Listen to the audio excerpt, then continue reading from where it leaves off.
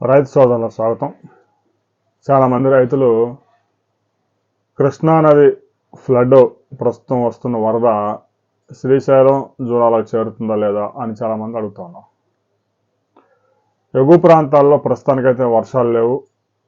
ఎప్పుడో వారం రోజుల కిందట పడిన కుండపోత వర్షానికి కుంభవృష్టికి కృష్ణానదిలో ఫ్లడ్ కొనసాగుతా ఉంది. అయితే గడిచిన 24 గంటల్లోనే వరద సగానికి పైగా తగ్గిపోయింది. ఆల్మట్టి డ్యామ్కి 24 అవర్స్ బ్యాక్ అంటే 24 గంటల కిందట 131,000 క్యూసెక్కుల ఫ్లడ్ వస్తే తాజాగా 60,000 క్యూసెక్కుల ఫ్లడ్ మాత్రమే వస్తాం. అయితే ఆల్మట్టి డ్యామ్ కెపాసిటీ 129 టీఎంసీలు ఉన్న 100 టీఎంసీలు రాగానే ఆల్మట్టి డ్యామ్ నుంచి నీటిని కిందకి విడుదల చేస్తారు. దాని యొక్క సామర్థ్యం అంతవరకే మెయింటైన్ చేస్తూ ఉన్నారు. కొన్ని ముంపు ప్రాంత సమస్యలు కూడా ఉన్నాయి పూర్తి స్థాయిలో నీరు నిలిపితే. అందువల్ల 100 టీఎంసీలు వస్తే ఇక కిందకి నారాయణపూర్కి రిలీజ్ చేస్తారు. ప్రస్తుతానికి ఆల్మట్టి డ్యాంలో 92 టీఎంసీల వరద చేరింది.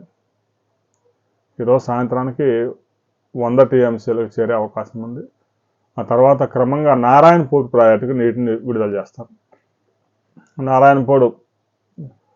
నారాయణపూర్ ప్రాజెక్టు 37 టీఎంసీల కెపాసిటీ ఉంటే 24.6 టీఎంసీల వరద ఆల్రెడీ ఉంది, ఫ్లడ్ ఉంది, నీటి నిల్వలు ఉన్నాయి. ఇంకా ఈరోజు సాయంత్రానికి ఆల్మట్టి డ్యామ్ గేట్స్ ఓపెన్ చేస్తే ఆ ఫ్లడ్ నారాయణపూర్కి చేరే అవకాశం ఉంది. అయితే ఎగువ ప్రాంతాల నుంచి ఒక్కసారిగా వరద తగ్గిపోవడంతో ఈ ఫ్లడ్ వల్ల ఇప్పుడు వచ్చే ఫ్లడ్తోనే ఆల్మట్టి నారాయణపూర్ మాత్రమే నిండే అవకాశాలు కనిపిస్తూ ఉన్నాయి.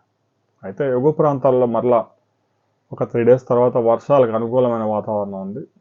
తర్వాత వర్షాలు పశ్చిమ కనుమల్లో మరలా వర్షాలు నమోదైతే కృష్ణాకి మరలా ఫ్లడ్ వచ్చే అవకాశం ఉంది.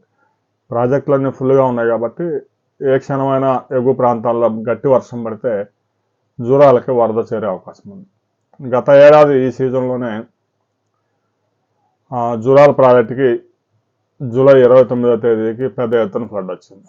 20వ తేదీకి ముందు కొంత ఫ్లడ్ వచ్చినా 29వ తేదీ నుంచి కిందకి శ్రీశైలం ప్రాజెక్టుకి కూడా ఫ్లడ్ రిలీజ్ చేశారు. తుంగభద్రలో అయితే ఇప్పట్లో వరద శ్రీశైలం ప్రాజెక్టుకు వచ్చే అవకాశాలు లేవు. డ్యాంలో వాటర్ కనీసం 40% కూడా లేదు. ఎగువ ప్రాంతాల నుంచి ఏదో 30,000 క్యూసెక్కులు 20,000 క్యూసెక్కులు వస్తూ ఉన్నాయి, కానీ ఆ ఫ్లడ్తో తుంగభద్ర వేగంగా నిండే అవకాశాలు లేవు.